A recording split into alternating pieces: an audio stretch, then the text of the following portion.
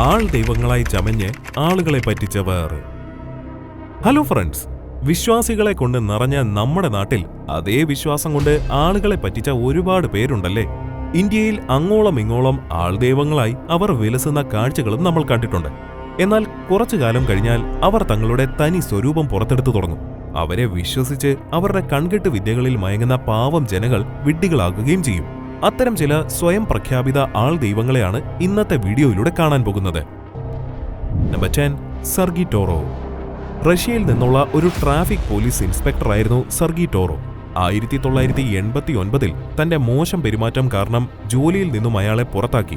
അവിടെ നിന്നും കുറച്ചു കാലം കഴിഞ്ഞപ്പോൾ മുടിയൊക്കെ വളർത്തി വെള്ള വസ്ത്രമൊക്കെ ധരിച്ച് താൻ ദൈവത്തിന്റെ പ്രവാചകനാണെന്ന് പറഞ്ഞുകൊണ്ട് ഇയാൾ ആളുകളുടെ മുന്നിലേക്ക് കടന്നുവന്നു.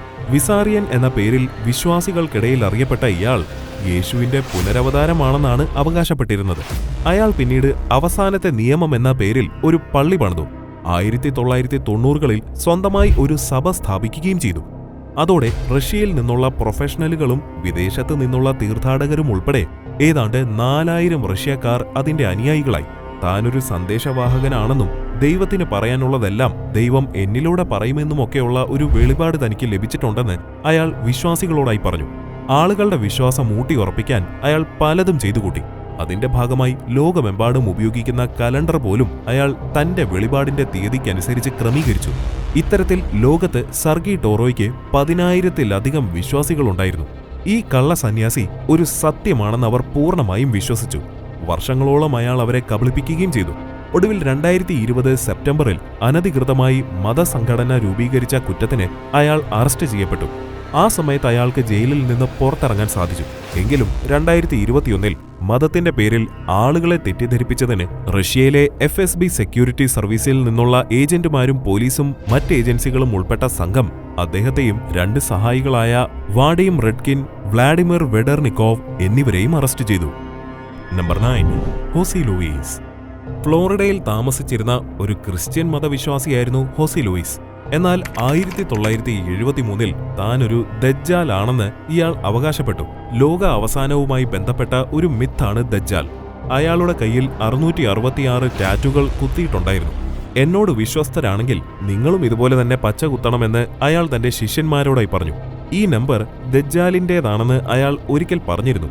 ദൈവം തന്റെ ദിവ്യത്വം അവന് നൽകിയിട്ടുണ്ടെന്ന് അയാൾ ആളുകളോടായി പറയുകയും അങ്ങനെ അവൻ ലോകത്തിന്റെ സൃഷ്ടാവായി സ്വയം മാറുകയും ചെയ്തു. ഇതിന്റെ ഭാഗമായി ഗ്രോയിങ് ഇൻ ഗ്രേസ് എന്ന പേരിൽ അദ്ദേഹം ഒരു പള്ളിയും പണിതു. അതിൽ ആളുകൾ വന്ന് അവനെ ആരാധിച്ചിരുന്നു. 1998 താൻ മുസ്ലിം പ്രവാചകനായ മുഹമ്മദ് നബിയുടെ പുനർജന്മമാണെന്നാണ് അയാൾ സ്വയം പ്രഖ്യാപിച്ചത്. പിന്നീട് നരകവും പാപവും ഇല്ലെന്ന് പറഞ്ഞ് അയാൾ ആളുകളെ തെറ്റിദ്ധരിപ്പിക്കാൻ തുടങ്ങി. അവരുടെ പ്രാർത്ഥന പോലും നിഷ്ഫലമാണെന്ന് അയാൾ ആളുകളെ പറഞ്ഞു പറ്റിച്ചു. മാധ്യമങ്ങൾക്ക് മുന്നിൽ വന്ന് താൻ ദൈവമാണെന്ന് സ്വയം അവകാശപ്പെടുകയും ചെയ്തു. ദൈവമായ തനിക്ക് മരണമില്ല എന്ന അവകാശവാദങ്ങൾ ഉന്നയിച്ച ഇയാൾക്ക് ദൈവം അവന്റെ മൂല്യം കാണിച്ചു കൊടുത്തു. ഒടുക്കം ലോകത്തൊരു ചികിത്സയുമില്ലാത്ത അതിഗുരുതരമായൊരു കരൾ രോഗം ബാധിച്ച് അയാൾ മരണപ്പെട്ടു. നമ്പർ 8, ആരിഫിൻ മുഹമ്മദ്. അയാഹ് അഥവാ മാസ്റ്റർ പിൻ എന്നറിയപ്പെട്ട ആരിഫിൻ യേശുവിന്റെയും ബുദ്ധന്റെയും ശിവന്റെയും മുഹമ്മദിന്റെയും പുനർജന്മമാണെന്ന് അവകാശപ്പെടുന്ന മലേഷ്യയിൽ നിന്നുമുള്ള ഒരു മുസ്ലിമായിരുന്നു. അയാൾ സത്യനിഷേധികളെക്കാൾ മോശമായിരുന്നു. 1980കളിൽ അയാൾ സ്കൈ കിങ്ഡം എന്ന പേരിൽ ഒരു ആത്മീയ വിശ്വാസത്തെ പ്രചരിപ്പിക്കുവാൻ തുടങ്ങി. അതുവഴി അയാൾ ചുറ്റുമുള്ളവരെ തെറ്റിദ്ധരിപ്പിച്ചു. തനിക്ക് സ്വയം അദൃശ്യനാകാൻ കഴിയുമെന്നും ചിന്തയുടെ ശക്തി ഉപയോഗിച്ച് ഒരു മനുഷ്യനെ കൊല്ലാനുള്ള കഴിവ് തനിക്ക് സമ്മാനിച്ചിട്ടുണ്ടെന്നും അദ്ദേഹം അവകാശപ്പെട്ടു. അങ്ങനെ അയാൾ ഒരു മനുഷ്യനല്ല, ആത്മീയ ജീവിയാണെന്ന് സ്വയം സ്ഥാപിച്ചു. തനിക്ക് 10 വയസ്സുള്ളപ്പോൾ ഒരു മാലാഖ അയാൾക്കൊരു വെളിപാട് കൊണ്ടുവന്നതായാണ് അയാൾ പറഞ്ഞത്. ആരിഫിൻ 7 ആകാശങ്ങളുടെയും മുഴുവൻ ലോകത്തിന്റെയും നാഥനാണെന്ന് ആ ദൂതൻ അവനോട് പറഞ്ഞത്രേ. എന്നാൽ അന്ന് അവൻ കുട്ടിയായിരുന്നതിനാൽ ഇതൊന്നും മനസ്സിലായിരുന്നില്ല. അങ്ങനെ അവന് 30 വയസ്സുള്ളപ്പോൾ അതേ ദൂതൻ അവന്റെ അടുക്കൽ വരികയും അവൻ ദൈവമാണെന്ന് കൽപ്പിക്കുകയും ചെയ്തുവെന്നാണ് അയാളുടെ വാദം. നിർഭാഗ്യവശാൽ 10,000-ലധികം ആളുകൾ അദ്ദേഹത്തിന്റെ അനുയായികളായി എത്തി. ആരിഫിന്റെ ആരാധനാക്രമത്തിന് സ്വന്തമായി ധാർമ്മികമോ മതപരമായ പഠിപ്പിക്കലുകളുമില്ലായിരുന്നു. പകരം അംഗങ്ങൾക്ക് അവർ തെരഞ്ഞെടുക്കുന്ന ഏത് മതത്തെയും പിന്തുടരാമെന്നും അവരുടെ പ്രാർത്ഥനകൾക്ക് ഉത്തരം ലഭിക്കുമെന്നും ഉറപ്പ് നൽകാമെന്നും അയാൾ അവകാശപ്പെട്ടു. എന്നാൽ പിന്നീട് തിന്മ പ്രചരിപ്പിക്കുന്നതിന് 2005 ഏപ്രിലിൽ മലേഷ്യൻ സർക്കാർ അദ്ദേഹത്തെ അറസ്റ്റ് ചെയ്യുകയും കനത്ത പിഴ ചുമത്തുകയും ചെയ്തു. ഇതിനുശേഷം അയാൾ ഏറെക്കാലം ജയിലിൽ കിടന്നു. തുടർന്ന് 2012 ജൂണിൽ ആരിഫിന് പക്ഷാഘാതം പിടിപെടുകയും മാസങ്ങളോളം ഒരു മൃതദേഹം പോലെ കിടക്കേണ്ടി വരികയും ചെയ്തു. ഒടുവിൽ 2012 ജൂണിൽ ഈ ആൾ ദൈവം മരണപ്പെടുകയും ചെയ്തു. Number 7, David Shiloh. ബ്രിട്ടനിൽ നിന്നുമുള്ള ഒരു കപട ദൈവമാണ് ഡേവിഡ്. മതപരമായ വീക്ഷണകോണിൽ അദ്ദേഹം ഒരു ക്രിസ്ത്യാനിയായിരുന്നു. 1997 താൻ ദൈവപുത്രനായ യേശുക്രിസ്തുവാണെന്നും അദ്ദേഹം ജനങ്ങളോട് പറഞ്ഞു. മാത്രമല്ല, ദൈവം തന്നെയാണ് തന്നോട് ഇത് പറഞ്ഞതെന്നും അദ്ദേഹം അവകാശപ്പെട്ടു. ദൈവവും മറിയവും അവന്റെ അടുക്കൽ വന്നിട്ട് അവൻ ദൈവപുത്രനായ യേശുവാണെന്ന് അവർ പറഞ്ഞുവെന്നും അയാൾ പറഞ്ഞിരുന്നു. അങ്ങനെ ഡേവിഡ് അഭിമുഖങ്ങളിലൂടെയും വാർത്തകളിലൂടെയും തിന്മ പ്രചരിപ്പിക്കുവാൻ തുടങ്ങി. അതിനു മുൻപ് അദ്ദേഹം ഒരു അവിശ്വാസിയായിരുന്നു. എന്നാൽ ദൈവപുത്രനെന്ന് സ്വയം വിളിച്ച് അവിശ്വാസത്തിന്റെ എല്ലാ അതിരുകളും അദ്ദേഹം മറികടന്നു. മഴ പെയ്യാനും രാവും പകലും മാറ്റാനും വരെ തനിക്ക് കഴിവുണ്ടെന്ന് അയാൾ വാദിച്ചു. 2 വർഷത്തോളം അവരിങ്ങനെ ആളുകളെ പറഞ്ഞു പറ്റിച്ചുകൊണ്ടേയിരുന്നു. ഈ സമയത്ത് ഡേവിഡ് ഏതാണ്ട് 4000 അനുയായികളെയും ഉണ്ടാക്കിയിരുന്നു. ഒരിക്കൽ ഒരു അഭിമുഖത്തിൽ ഒരു ഫുട്ബോൾ മത്സരത്തിനിടെ തന്റെ ടീം മത്സരത്തിൽ തോൽക്കുമെന്നും ദൈവം അവരെ കാക്കട്ടെ എന്നും അയാൾ പറഞ്ഞു. പിന്നീട് അവിടെ മഴ പെയ്തു. ആ മത്സരം വൈകി. 2002 അയാൾ ലണ്ടനിലേക്ക് പോയി. ലണ്ടനിൽ പോയി പ്രസംഗിക്കാൻ ദൈവം തന്നോട് കൽപ്പിച്ചിട്ടുണ്ടെന്ന് ഡേവിഡ് അന്ന് പറഞ്ഞിരുന്നു. എന്നാൽ ലണ്ടൻ പോലീസ് ഇയാളെ അറസ്റ്റ് ചെയ്യുകയും 3 ആഴ്ച ജയിലിൽ കിടക്കേണ്ടി വരികയും ചെയ്തു. ലണ്ടനിൽ നിന്നും മടങ്ങിയെത്തിയ അയാൾ വീണ്ടും ആളുകൾക്കിടയിലേക്ക് അറിവില്ലായ്മയുടെ വിഷവിത്തുകൾ പാകി. പലരും അയാളെ ഭ്രാന്തനെന്നും വിഡ്ഢിയെന്നും വിളിച്ച് ആക്ഷേപിച്ചു. എന്നാൽ വർഷങ്ങളോളം അയാൾ ആളുകളെ വിശ്വസിപ്പിക്കാൻ ശ്രമിച്ചുകൊണ്ടേയിരുന്നു. ഒടുവിൽ ഇംഗ്ലണ്ട് പോലീസ് ഡേവിഡിനെ അറസ്റ്റ് ചെയ്തു. ഒടുവിൽ അയാൾ 6 മാസം ജയിലിൽ കിടന്നു. Number 6, Marshall Applewhite. നിങ്ങൾ കാണുന്ന ഈ മാർഷൽ ആപ്പിൾവൈറ്റ് എന്ന വ്യക്തി അമേരിക്കയിൽ നിന്നുമുള്ള ഒരു സ്വയം പ്രഖ്യാപിത ആത്മീയ ഗുരുവാണ്. ഇയാളുടെ കുടുംബം മുഴുവൻ ക്രിസ്ത്യാനികളായിരുന്നു. അവരാകട്ടെ നല്ല മതവിശ്വാസികളുമായിരുന്നു. ഇയാളുടെ പിതാവ് പള്ളിയിലെ ഒരു പുരോഹിതനുമായിരുന്നു. 1996 കാര്യമാണ് ഈ പറഞ്ഞു വരുന്നത്. എന്നാൽ ഈ ഹതഭാഗ്യവാനായ മനുഷ്യൻ പിന്നീട് ആളുകളുടെ മനസ്സിൽ താൻ ഒരു ദൈവമാണെന്ന് സ്ഥാപിച്ചെടുത്തു. ആകാശത്ത് നിന്നും മാലാഖമാർ വന്നെന്നും താൻ ഈ പ്രപഞ്ചത്തിന്റെ ഉടമയാണെന്ന് അവർ അരുൾ ചെയ്തുവെന്നും അയാൾ പറഞ്ഞു. ഈ വലിയ അവകാശവാദത്തിലൂടെ അള്ളാഹുവിനുള്ള എല്ലാ ശക്തികളും തനിക്കുണ്ടെന്ന്, അള്ളാഹു തന്നെയാണ് ഇതെല്ലാം തനിക്ക് നൽകിയതുമെന്നും അയാൾ ആളുകളോടായി പറഞ്ഞു. ഇതുകൂടാതെ അയാൾ ഹെവൻസ് ഗേറ്റ് എന്ന പേരിൽ അജ്ഞാതമായ പറക്കുന്ന വസ്തുക്കളിലുള്ള വിശ്വാസത്തിന്റെ അടിസ്ഥാനത്തിൽ യുണൈറ്റഡ് സ്റ്റേറ്റ്സിൽ ഒരു മതഗ്രൂപ്പ് സ്ഥാപിച്ചെടുത്തു. അതിൽ ആളുകൾ അവനെ ദൈവമെന്ന് വിശ്വസിച്ച് ആരാധിച്ചിരുന്നു. 1975 അയാൾ കാലിഫോർണിയയിലും ഒറിഗോണിലുമുള്ള തന്റെ ആദ്യ അനുയായികളെ ഉണ്ടാക്കിയെടുത്തു. 1997 മാർച്ചിൽ ഈ വെറുപ്പുളവാക്കുന്ന മനുഷ്യൻ മാധ്യമങ്ങൾക്ക് മുന്നിൽ വന്ന് ഈ ലോകം അവസാനിക്കാൻ പോകുന്നുവെന്നും ആളുകളോടായി പറഞ്ഞു. അവിടെ നിന്നും രക്ഷപ്പെടാൻ ഒരു വഴിയേ ഉള്ളായിരുന്നുള്ളൂ. താൻ പറഞ്ഞ സ്ഥലത്തേക്ക് ആളുകൾ പോകണമെന്നും അതിനായി എല്ലാവരും ആത്മഹത്യ ചെയ്യണമെന്നും അയാൾ ആവശ്യപ്പെട്ടു. പിന്നീട് അവരെ ഒരു ബഹിരാകാശ കപ്പലിൽ കയറ്റി അയാൾ നേരെ സ്വർഗത്തിലേക്ക് കൊണ്ടുപോകുമെന്നും അനുയായികളോടായി പറഞ്ഞു.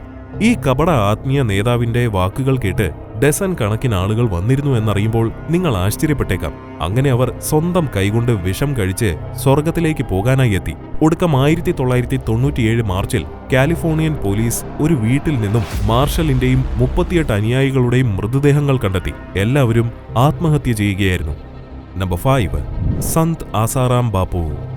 സന്ത് ആസാറാം ബാപ്പു എന്നറിയപ്പെടുന്ന ഈ കുപ്രസിദ്ധ ആൾ ദൈവത്തിന്റെ യഥാർത്ഥ നാമം അസുമൽ സിരുമലാനി ഹർപ്പലാനി എന്നാണ്. ഇന്ത്യയിലും വിദേശത്തുമായി ഇയാൾക്ക് ഏതാണ്ട് 425 ആശ്രമങ്ങളും 50-ലേറെ ഗുരുക്കളും ഉണ്ടായിരുന്നു. 2 കോടിയിൽ പരം അനുയായികളുണ്ടായിരുന്നു ഈ ആൾ ദൈവത്തിന്. ആൾദൈവം ചമഞ്ഞ് നിരവധി ആളുകളുടെ വിശ്വാസത്തെ ചൂഷണം ചെയ്ത ഇയാൾ യഥാർത്ഥത്തിൽ ഒരു ആട്ടിൻ തോലിട്ട ചെന്നായിയായിരുന്നു. 16 വയസ്സുള്ള ഒരു കുട്ടിയെ അതിന്റെ അമ്മയെ പുറത്തു കാത്തു നിർത്തിക്കൊണ്ട് ബലാത്സംഗം ചെയ്തു എന്ന കുറ്റത്തിന് ഇയാളെ പോലീസ് അറസ്റ്റ് ചെയ്യുകയും ജീവപര്യന്തം തടവ് ശിക്ഷയ്ക്ക് വിധിക്കുകയും ചെയ്തിരുന്നു. ബലാത്സംഗ കുറ്റത്തിന് പുറമെ നിരവധി കൊലപാതക കേസുകളും ആസാറാമിന് മേൽ ചുമത്തപ്പെട്ടിട്ടുണ്ട്. ഇപ്പോൾ ഇയാളുടെ സുഖവിശ്രമം ജോധ്പൂർ സെൻട്രൽ ജയിലിലാണ്. നമ്പർ 4, സ്വാമി അമൃത ചൈതന്യ. മലയാളികൾ അത്ര പെട്ടെന്നൊന്നും മറക്കാത്ത ഒരു സ്വയം പ്രഖ്യാപിത ആൾ ദൈവമാണ് സ്വാമി അമൃത ചൈതന്യ അഥവാ സന്തോഷ് മാധവൻ. ശാന്തി തീരം എന്ന പേരിൽ കൊച്ചിക്കടുത്തൊരു ആശ്രമത്തിന്റെ അധിപനായിരുന്നു ഇയാൾ. ആത്മീയതയോടെ മറപിടിച്ച് ഇയാൾ നടത്തിയ വൃത്തികേടുകൾ ഏറെയാണ്. നിരവധി വഞ്ചനാ കേസുകളും ബലാത്സംഗ കേസുകളിലും പ്രതി ചേർക്കപ്പെട്ട ആളാണിയാൾ. പ്രായപൂർത്തിയാകാത്ത 2 പെൺകുട്ടികളെ ബലാത്സംഗം ചെയ്യുകയും അതിന്റെ വീഡിയോ ദൃശ്യങ്ങൾ പകർത്തി പ്രചരിപ്പിക്കുകയും ചെയ്ത കുറ്റത്തിന് ഇയാളെ കോടതി 16 വർഷത്തെ തടവിന് ശിക്ഷിച്ചിരുന്നു. ഒരു ഗൾഫ് മലയാളി സ്ത്രീയിൽ നിന്നും 45 ലക്ഷം തട്ടിച്ചു എന്ന ഒരു കേസും ഇയാൾക്കെതിരെ ചാർജ് ചെയ്യപ്പെട്ടിട്ടുണ്ട്. 2008-ലാണ് ഇയാളുടെ തട്ടിപ്പുകളുടെയും വെട്ടിപ്പുകളുടെയും കഥ ലോകമറിഞ്ഞത്. ഇന്റർപോൾ തെരഞ്ഞ ഒരു കൊടും കുറ്റവാളിയായിരുന്നു ഇയാൾ. ഹൃദയാഘാതത്തെ തുടർന്ന് 2024 ഏപ്രിലിൽ ഇയാൾ മരണപ്പെട്ടു. നമ്പർ 3. സ്വാമി പ്രേമാനന്ദ. ശ്രീലങ്കയിൽ നിന്നുമുള്ള ഒരു കപട ആത്മീയ ഗുരുവായിരുന്നു സ്വാമി പ്രേമാനന്ദ എന്ന പ്രേംകുമാർ. ശ്രീലങ്കൻ ആഭ്യന്തര കലാപത്തെ തുടർന്ന് തമിഴ് വംശജർ ആക്രമിക്കപ്പെട്ടതോടെ ഇന്ത്യയിലേക്ക് എത്തിയതാണ് ഇയാളുടെ കുറെ അനുയായികളും. തിരുച്ചിറപ്പള്ളിയിലുള്ള ഒരു വാടക കെട്ടിടത്തിലായിരുന്നു ഇയാളുടെ ആദ്യത്തെ ആശ്രമം. പിന്നീട് 1989-ൽ ഫാത്തിമ നഗറിലെ 150 ഏക്കറിലേക്ക് മാറ്റി. ആശ്രമത്തിന്റെ പേരിലുള്ള ട്രസ്റ്റിലേക്ക് വിദേശത്ത് നിന്നും സ്വദേശത്ത് നിന്നുമായി കോടികൾ വന്നിരുന്നു. 1994-ൽ പ്രേമാനന്ദയുടെ ആശ്രമത്തിലെ അന്തേവാസിയായിരുന്ന ഒരു യുവതി അവിടെ നിന്നും രക്ഷപ്പെട്ടോടി പുറത്തുവന്ന് സ്വാമിക്കെതിരെ ആരോപണങ്ങൾ ഉന്നയിച്ചപ്പോഴാണ് ഇയാളുടെ തനി നിറം പുറത്തുവന്നത്. തന്നെ അയാൾ നിരന്തരം ബലാത്സംഗം ചെയ്യുകയായിരുന്നു എന്നും താൻ ഗർഭിണിയാണെന്നും അവർ വെളിപ്പെടുത്തുകയായിരുന്നു. അക്കാലത്ത് ഇയാൾക്കെതിരെ നടന്നിരുന്ന കേസുകളിൽ ഇയാൾക്ക് വേണ്ടി വാദിക്കാൻ റാം ജേഠ്മലാനി അടക്കമുള്ള സുപ്രീം കോടതിയിലെ അതിപ്രഗത്ഭരായ അഭിഭാഷകരാണ് ഹാജരായത്.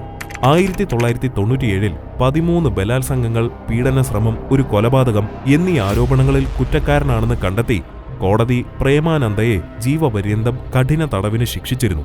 2011 ഫെബ്രുവരിയിൽ കരൾ രോഗം ബാധിച്ച് സ്വാമി പ്രേമാനന്ദ മരണപ്പെടുകയും ചെയ്തു. നമ്പർ 2. ഗുർമീത് റാം റഹീം സിംഗ്. 1948-ൽ മസ്താ ബലോചിസ്ഥാനി ആരംഭിച്ച ദേര സച്ച സൗദ എന്ന സംഘടനയുടെ തലവനാണ് ഗുർമീത് സിംഗ് എന്ന വിവാദ ആൾദൈവം. ഇയാൾ വെറുമൊരു ആത്മീയ നേതാവ് മാത്രമല്ല, നടനും സംവിധായകനും പാട്ടുകാരനും വ്യവസായം കൂടിയാണ്. ഇസഡ് കാറ്റഗറി സുരക്ഷയുള്ള VVIP ആയിരുന്നു ഇയാള്. 10,000 പേരടങ്ങുന്ന സ്വകാര്യ സൈനിക ഗ്രൂപ്പ് പോലും ഇയാൾക്ക് സ്വന്തമായിട്ടുണ്ട്. മുംബൈയിലെ നിർമ്മൽ ലൈഫ് സ്റ്റൈൽ മാളിൽ വെച്ച് ഗുർമീത്തിന്റെ അംഗരക്ഷകരിൽ ഒരാൾ നടത്തിയ വെടിവെപ്പിൽ അയാൾ കൊല്ലപ്പെട്ട കേസാണ് ഇയാൾക്കെതിരെ നടന്ന വിവാദത്തിലൊന്ന്. അനുയായികൾക്ക് മേൽ നടത്തിയ നിർബന്ധിത ഷണ്ഡീകരണവും വലിയ വിവാദമായിരുന്നു. ബലാത്സംഗ കേസിലും ഗുർമീത് സിംഗ് പിടിക്കപ്പെട്ടിട്ടുണ്ട്. ഇതുകൂടാതെ രാമചന്ദ്ര ഛത്രപതി എന്ന പത്രാധിപരെ വെടിവെച്ചു കൊന്ന കേസിൽ ജീവപര്യന്തം ശിക്ഷ ലഭിച്ച് റോത്തക്കിലെ സുനരിയ ജയിലിൽ കഴിയുകയാണ് ഗുർമീത് ഇപ്പോൾ. Number 1. Swami Nithyananda. United States of കൈലാസയുടെ സ്ഥാപകനാണ് ഈ സ്വയം പ്രഖ്യാപിത ആൾദൈവമായ സ്വാമി നിത്യാനന്ദ. രാജശേഖരൻ എന്നാണ് ഇയാളുടെ യഥാർത്ഥ പേര്. ഇയാളുടെ ധ്യാനപീഠം ആശ്രമത്തിൽ നിന്നും പുറത്തുവന്ന ചില അശ്ലീല വീഡിയോകളുടെ പേരിലാണ് ആദ്യ വിവാദമുണ്ടാകുന്നത്. തന്റെ ഒരു ശിഷ്യയെ 2010-ൽ 5 വർഷത്തിനിടയിൽ തന്നെ പലതവണ ലൈംഗികമായി പീഡിപ്പിച്ചുവെന്നും ആരോപിച്ച് ഒരു കേസ് കൂടി ഇയാളുടെ പേരിലുണ്ട്. 2019-ൽ ഇന്ത്യ വിട്ടതിന് ശേഷമാണ് ഇക്വഡോർ തീരത്ത് ഒരു ദ്വീപിൽ ഇയാൾ കൈലാസ സ്ഥാപിച്ചത്. ദൈവത്തിന്റെ പേരിൽ ആളുകളെ കെണിയിലാക്കുന്ന ഇത്തരം ആൾ ദൈവങ്ങളെക്കുറിച്ച് നിങ്ങൾക്കെന്താണ് അഭിപ്രായം? ഇത്തരക്കാരുടെ ആളെ പറ്റിക്കൽ പരിപാടികളെക്കുറിച്ച് നിങ്ങൾക്കെന്തെങ്കിലും അനുഭവം ഉണ്ടായിട്ടുണ്ടെങ്കിൽ നമ്മളോടത് ഷെയർ ചെയ്യാൻ മറക്കരുത്. അടുത്തൊരു വീഡിയോയിലൂടെ കാണുമ്പോഴേക്കും നന്ദി.